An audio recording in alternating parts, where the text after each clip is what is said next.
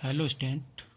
आज हम अगला जो चैप्टर पढ़ेंगे क्लास 8 का सेकंड चैप्टर है माइक्रो ऑर्गेनिज्म, सूक्ष्म जीव। माइक्रो ऑर्गेनिज्म की डेफिनेशन देखिए। Several kinds of micro organism present in air, soil and water which we cannot see our eyes. We can be seen with a magnifying glass and microscope. Organism या सूक्ष्म जीव वह जीव होते हैं जो वायु में भी पाए जाते हैं, सॉइल में भी पाए जाते हैं, मिट्टी में भी पाए जाते हैं और हर जगह मौजूद होते हैं। ये इतने सूक्ष्म होते हैं, इतने बारीक होते हैं कि इन्हें हमें अपनी आंखों से नहीं देख सके। इनको देखने के लिए हमें या तो मैग्नीफाई ग्लास का प्रयोग करना पड़ता है या माइक्रोस्कोप या सूक्ष्मदर्शी का प्रयोग करना पड़ता है। अगली हेडिंग है काइंड्स ऑफ माइक्रो ऑर्गेनिज्म, सूक्ष्म जीवों के प्रकार। स्टूडेंट, सूक्ष्म जीव जो है कई प्रकार के होते हैं। इसमें नंबर 1 देखिए, बैक्टीरिया, जीवाणु और वायरस, विषाणु। दूसरा होता है फंजाई, कवक। तीसरा होता है प्रोटोजोआ और चौथा होता है एल्गी। देखिए यहाँ पे कुछ माइक्रो ऑर्गेनिज्म दिखा रखे हैं, जैसे बैक्टीरिया कुछ स्पेरिकल बैक्टीरियल और स्पेक्ट्रल बैक्टीरियल होते हैं जो लच्छेदार होते हैं, और कुछ बैक्टीरियल रॉड शेप्ड होते हैं, रॉड के आकार के होते हैं। ये सब बैक्टीरिया माइक्रो ऑर्गेनिज्म आते हैं। एल्गी आपने देखा होगा, जैसे हमारे पानी में कहीं जमा हो जाता है उसमें हरे रंग का जो पदार्थ दिखाई देता है उसे एल्गी कहते हैं। इसमें एल्गी में है क्लैमाइडोमोनास और स्पायरोगैरा, ये दोनों एल्गी हैं। तीसरा माइक्रो ऑर्गेनिज्म देखिए प्रोटोजोआ के अंतर्गत आते हैं अमीबा और पैरामीशियम। यूग्लिना भी आता है और इसके अंतर्गत जो प्रोटोजोआ अंतर्गत मच्छर भी आते हैं। और अगला है फंजाई आप जानते हैं, जैसे हम कोई ब्रेड होता है, रोटी होता है, उस बासी रोटी में जो है आप कभी देखते होंगे तो उसमें हरे रंग का जो एक ब्रेड मोल्ड्स या मोल्ड्स जम जा हो जाता है, जिसे हम फंजाई कहते हैं। जिसमें ब्रेड मोल्ड होते हैं, पेनिसिलिन होते हैं, एस्पेरेगल्स होते हैं, ये सब बैक्टीरिया। इसके अलावा बहुत सारे भी बैक्टीरिया या माइक्रो ऑर्गेनिज्म वायु, जल एवं मिट्टी में पाए जाते हैं। स्टूडेंट, जो माइक्रो ऑर्गेनिज्म होते हैं वो हमारे लिए यूजफुल भी होते हैं और हार्मफुल भी होते हैं। कुछ लाभदायक होते हैं, कुछ हानिकारक होते हैं। तो पहले हम लेते हैं यूजफुल माइक्रो ऑर्गेनिज्म, ऐसे सूक्ष्म जीव जो हमारे लिए यूजफुल होते हैं। पहला इसमें जैसे हम देखेंगे मेकिंग कर्ड एंड ब्रेड। कुछ माइक्रो ऑर्गेनिज्म ऐसे होते हैं जो हमारे लिए दूध से दही और ब्रेड बनाने में काम होते हैं, जैसे लैक्टोबैसिलस। ये बैक्टीरिया जो होता है कन्वर्ट मिल्क इनटू कर्ड। ये क्या करता है, दूध को दही में परिवर्तित कर देता है और इसी से फिर जो है चीज या पनीर बनाया जाता है। तो इस प्रकार ये बैक्टीरिया हमारे लिए जो है दूध से दही बनाने में यूजफुल होता है। दूसरा जो बैक्टीरिया है वो है, दूसरा जो है यूजफुल इसका है कॉमर्शियल यूज। कुछ बैक्टीरिया ऐसे होते हैं जो हमारे कॉमर्शियल यानी व्यापारिक उद्योग में भी काम आते हैं। जैसे आपने देखो विभिन्न प्रकार के जो फ्रूट्स होते हैं या कुछ चावल होते हैं, गेहूं होते हैं, इनमें शुगर की मात्रा पाई जाती है, शुगर पाया जाता है। तो शुगर से जो अल्कोहल बनाया जाता है, तो इसमें जो है ईस्ट नामक एक बैक्टीरिया होता है, ईस्ट जो मोल्ट में उगता है, फंजाई से उगता है। तो ईस्ट क्या करता है, अल्कोहल को बनाने में मदद करता है। और साथ साथ जो है आपने देखो वेनेगर जो सिरका होता है, इसको बनाने में भी कुछ बैक्टीरिया यूज होते हैं। और अचार बनाने में भी बैक्टीरिया का प्रयोग करता है। इस प्रकार हम जो बैक्टीरिया को आपके अपने कॉमर्शियल यूज में भी प्रयोग कर सकते हैं। तीसरी हेडिंग है इसका मेडिसिनल यूज। तीसरा यूज है इसका मेडिसिनल यूज या औषधीय उपयोग। हमारे वातावरण में कुछ ऐसे बैक्टीरिया होते हैं, अनेक प्रकार के बैक्टीरिया होते हैं जिनसे विभिन्न प्रकार की मेडिसिन या दवाइयां बनाई जाती हैं। इन मेडिसिन का उपयोग हम जो है एंटीबायोटिक्स के रूप में करते हैं, रोग प्रतिरोधक क्षमता के रूप में करते हैं। इनमें कुछ दवाइयां ऐसे जैसे स्ट्रेप्टोमाइसिन, टेट्रासाइक्लिन और पेनिसिलिन। इन दवाइयों का उपयोग जो है मनुष्य के शरीर में होने वाले जो सूक्ष्म जीव है उनको नष्ट करने के लिए इनका प्रयोग किया जाता है। इसलिए इनको जो है एंटीबायोटिक्स मेडिसिन कहते हैं। इसके अलावा होता है वैक्सीन। तो कुछ सूक्ष्म जीव ऐसे होते हैं, सूक्ष्म जीव हमारे शरीर में अनेक प्रकार के रोगों से लड़ने के लिए उनमें जो है क्षमता भी होती है। तो कुछ सूक्ष्म जीव ऐसे होते हैं जो हमारे शरीर में अनेक प्रकार के रोग से लड़ने के लिए क्षमता प्रयोग करते हैं, और उसके लिए जो वैक्सीन या टीका बनाया जाता है इन सूक्ष्म जीवों के द्वारा, जैसे कॉलरा का टीका, स्मॉल पॉक्स यानी चेचक का टीका, हेपेटाइटिस यानी पीलिया का टीका, और पोलियोस का टीका। आपने देखा होगा तो इनके जो टीके होते हैं बचपन में लगाए जाते हैं, जो हमारे शरीर में एक एंटीबॉडीज का काम करते हैं या रोग प्रतिरोधक क्षमता का विकास करते हैं। तो ये होती है वैक्सीन। अगली हेडिंग, अगला इसका यूज होता है जो माइक्रो ऑर्गेनिज्म का, हुआ है इंक्रीजिंग सॉइल फर्टिलाइजेशन, यानी हमारी जो है मिट्टी में उर्वरा शक्ति को बढ़ाना। कुछ सूक्ष्म जीव ऐसे होते हैं, जैसे आपने देखा होगा लीगम्स यानी दालों में जो है राइजोबियम नामक बैक्टीरिया पाया जाता है, या हमारे नीले हरे शैवाल होते हैं, और जो क्या होते हैं लाइटिंग होती है, जैसे थंडरिंग होती है, तो उसके कारण जो क्या होता है वायुमंडल में जो है 78% जो नाइट्रोजन है, तो ये क्या करता है नाइट्रोजन को नाइट्रेट में बदल देते हैं। जैसे राइजोबियम नामक जो बैक्टीरिया होता है वो नाइट्रेट को नाइट्रेट में बदल देता है, और जो हमारी सॉइल में है उसमें नाइट्रोजन की मात्रा बढ़ जाती है, और सॉइल में ग्रो करने वाले जितने भी प्लांट्स होते हैं वो जो है वायुमंडल के नाइट्रोजन को सॉइल से ग्रहण कर लेते हैं। नीले हरे शैवाल आपने देखा होगा, ये भी क्या करते हैं नाइट्रोजन को फिक्सेशन करते हैं, और लाइटिंग जैसे बिजली चमकती है तो ये भी हमारे वायुमंडल में सॉइल में नाइट्रोजन को फिक्स करते हैं। इस प्रकार कुछ माइक्रो ऑर्गेनिज्म ऐसे होते हैं जो नाइट्रोजन को फिक्स करते हैं, जो हमारी फसल के लिए यूज होता है। अगली हेडिंग इसमें use of micro organism, cleaning of environment, यानी पर्यावरण का शुद्धिकरण।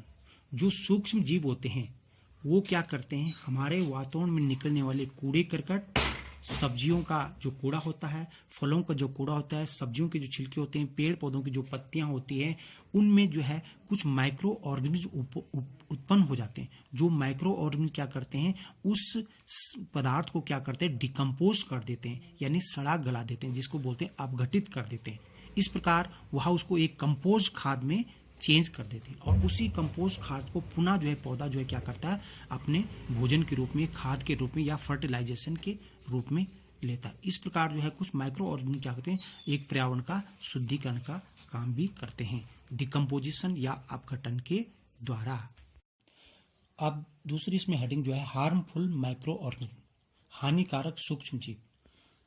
कुछ सूक्ष्म जीव ऐसे होते हैं जो मनुष्य में, जंतुओं में, पौधों में और अनेक प्रकार के जो है रोग उत्पन्न करते हैं, डिजीज उत्पन्न करते हैं, जिन्हें हम रोगजनक कहते हैं। मनुष्य में रोग उत्पन्न करने वाले जो सूक्ष्म जीव होते हैं तो वो या तो एयर के माध्यम से, वाटर के माध्यम से, फूड के माध्यम से या फिजिकल कांटेक्ट से एक व्यक्ति में से दूसरे व्यक्ति में जाते हैं। इस प्रकार के डिजीज को हम कहते हैं कम्युनिकेबल डिजीज या संक्रमण रोग, जो एक पर्सन या एक प्राणी से दूसरे प्राणी में जाते हैं। ये सब संक्रमण रोग जो है माइक्रो ऑर्गेनिज्म या सूक्ष्म जीवों के द्वारा होते हैं।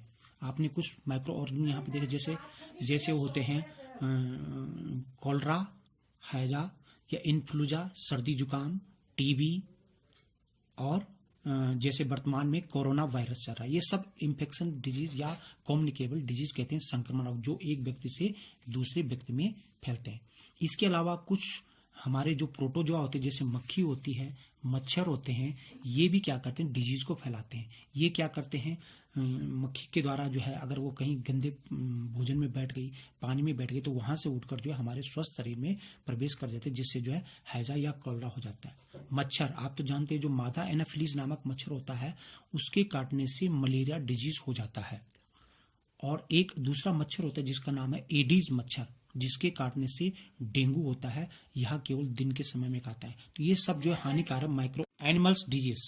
कुछ माइक्रो ऑर्गेनिज्म ऐसे होते हैं, कुछ सूक्ष्म जो जानवरों में भी रोग उत्पन्न करते हैं, जंतुओं में भी रोग उत्पन्न करते हैं, जिसमें जैसे एंथ्रॉक्स रोग मनुष्य एवं जंतुओं में जैसे आपने विभिन्न प्रकार के जंतुओं में देखा होगा, जैसे खुरपका होता है, मुख पका होता है। तो गाय, भैंस, बकरी में इस प्रकार के डिजीज होते हैं। ये एनिमल्स में भी फैलते हैं माइक्रो ऑर्गेनिज्म के द्वारा। कुछ डिजीज ऐसे होते हैं जो प्लांट्स में भी होते हैं, पौधों में होने वाले रोग।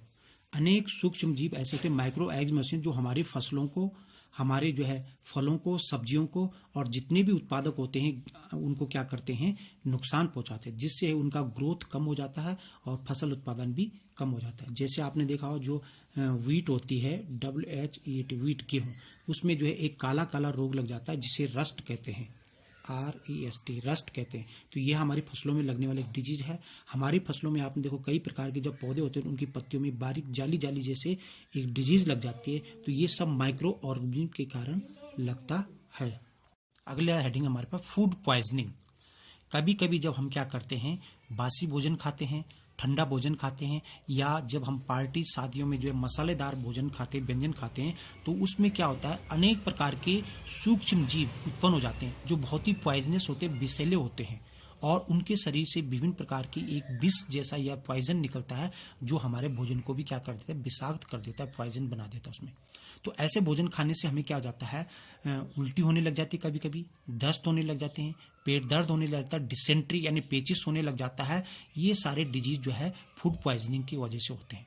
तो उस समय इस को हम कहते हैं कि फूड पॉइजनिंग हो गया, जिसके लिए हमें जो है एंटीबायोटिक्स या उस फूड पॉइजन को कम करने के लिए कुछ दवाओं का सेवन करना पड़ता है, जिसके कारण वो फूड पॉइजन कम हो जाता है। तो इस प्रकार जो है हमें जो है, अगर हम ऐसे बासी और सड़े गले पदार्थ वाले भोजन को खाएंगे तो उससे हमें फूड पॉइजनिंग हो जाता है। अगली हेडिंग है some common human disease causes by micro organism, यानी सूक्ष्म जीवों के द्वारा होने वाले कुछ डिजीज इस चार्ट में दिखाए गए हैं। पहले इसमें कॉलम बना रखा है ह्यूमन डिजीज, यानी उस डिजीज का नाम है। दूसरा है कॉन्जेटिव माइक्रो ऑर्गेनिज्म, यानी जिन माइक्रो ऑर्गेनिज्म के द्वारा वो डिजीज फैलता है। तीसरा है मोड ऑफ ट्रांसमिशन, यानी संक्रमण का क्या तरीका है। और चौथा कॉल है प्रिवेंशन, यानी उसके बचाव के उपाय। पहले यहाँ देखिए ट्यूबरकुलोसिस, जिसे आप टीबी कहते हैं, बैक्टीरिया के द्वारा फैलता है, बैक्टीरिया के द्वारा माइक्रोऑर्गेनिज्म के एयर के माध्यम से फैलता है। दूसरा इसमें मेजल्स यानी खसरा जिसे कहते हैं, ये वायरस के द्वारा फैलता है, और इसका जो है मोड ऑफ ट्रांसमिशन या संक्रमण का तरीका है एयर या वायु के माध्यम से। चिकन पॉक्स जिसे चेचक कहते हैं, ये भी वायरस के द्वारा फैलता है, और इसका जो है मोड ऑफ ट्रांसमिशन है एयर और कॉन्टेक्ट द्वारा। अगला है जो पोलियो, ये जो है वायरस के द्वारा फैलता है और एयर और वाटर के। इसका प्रिवेंशन है कि ऐसे व्यक्ति जिसमें इस प्रकार की डिजीज हो जाए उसको आइसोलेशन में रखना चाहिए, यानी एकांत में रखना चाहिए, उसका भोजन अलग करना चाहिए, उसके कपड़े अलग करने चाहिए, और उसको साफ सफाई का ध्यान रखना चाहिए। दूसरे में देखिए अगली है डिजीज है इसमें ह्यूमन डिजीज कॉलरा या हैजा या टाइफाइड। तो कॉलरा, हैजा या टाइफाइड जो है दोनों बैक्टीरिया के द्वारा यानी विषाणु के द्वारा फैलते हैं, जीवाणु के द्वारा सॉरी। और इनका जो है मोड ऑफ ट्रांसमिशन है वाटर, फूड और वाटर के द्वारा। इनके बचाव के लिए हमें क्या करना चाहिए, प्रॉपर उस व्यक्ति को जो है कुकिंग फूड देना चाहिए, साफ वाटर देना चाहिए, बॉइल्ड वाटर देना चाहिए, जिससे उसका जो है ट्रांसमिशन कम हो जाए। अगला है हेपेटाइटिस, हेपेटाइटिस ए या बी, जॉन्डिस या जिसे पीलिया भी हो सकता है। ये वायरस के कारण फैलता है और इसका मुख्य काउजेस कारण होता है वाटर। इसमें क्या करना चाहिए, व्यक्ति को ड्रिंकिंग जब करनी चाहिए, पानी पीने चाहिए, बॉइल्ड वाटर पीना चाहिए, ड्रिंकिंग वाटर उसे हमेशा बॉयल करके पीना चाहिए।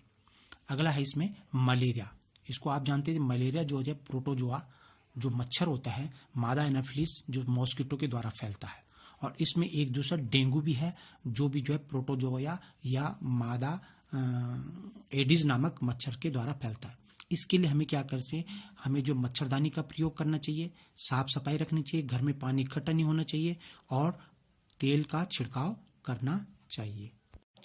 अब इसमें एक हेडिंग है, ये आपको एक सर्किल दिख रहा है जिसको होता है नाइट्रोजन साइकिल, कि किस प्रकार वायुमंडल में नाइट्रोजन और उसका प्रयोग करते हैं फिर प्लांट्स, एनिमल्स, और फिर वो वायुमंडल में स्थिरीकरण हो जाता है। पहले देखिए एटमॉस्फेरिक नाइट्रोजन, आपको जैसे पता है कि हमारे वायुमंडल में 78% नाइट्रोजन गैस होती है। इस नाइट्रोजन गैस को क्या होता है कि हमारे जो प्लांट्स जो होते हैं उनमें जो जैसे ल्यूगम्स के प्लांट्स होते हैं, दालों के, उसमें राइजोबियम नामक बैक्टीरिया पाया जाता है, तो वो क्या करते हैं, nitrogen fixing bacteria fix atmosphere nitrogen, वो नाइट्रोजन के वायुमंडल में उससे नाइट्रोजन को नाइट्रेट में फिक्स करते हैं, और जो बैक्टीरिया होते हैं bacteria in turn fix nitrogen into nitrogenous compound, तो उस नाइट्रोजन कंपाउंड को वो नाइट्रोजन कंपाउंड में बदल देते हैं, और उस प्रकार जो है उसको क्या करते हैं, सॉइल में मिला देते हैं, और इस प्रकार वह नाइट्रोजन जो है सॉइल या मिट्टी में मिल जाता है।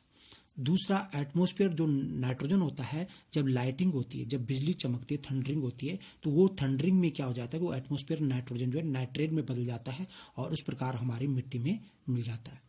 और इसमें एक और भी होता है कि जैसे हरे नीले शैवाल जो होते हैं, एल्गी होते हैं, तो वो भी क्या करते हैं, नाइट्रोजन का फिक्सेशन करते हैं और सॉइल में नाइट्रोजन को बनाते हैं। इस प्रकार जब वायु में जो सॉइल में जो पर्याप्त मात्रा में नाइट्रोजन उपस्थित हो जाती है तो प्लांट्स क्या करते हैं, उस नाइट्रोजन को लेते हैं, प्लांट्स लेते हैं।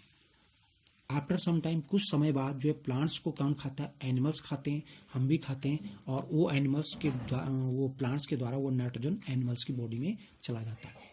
आफ्टर सम टाइम, कुछ समय के बाद क्या है, वो एनिमल्स क्या हो जाता है, डेथ हो जाता है, उसकी मृत्यु हो जाती है, और उस एनिमल्स के शरीर में जो नाइट्रोजन होता है वो फिर डेथ होने के बाद वो डिके होकर फिर जो है सॉइल में मिल जाता है। इस प्रकार वो नाइट्रोजन फिर सॉइल में मिल जाता है।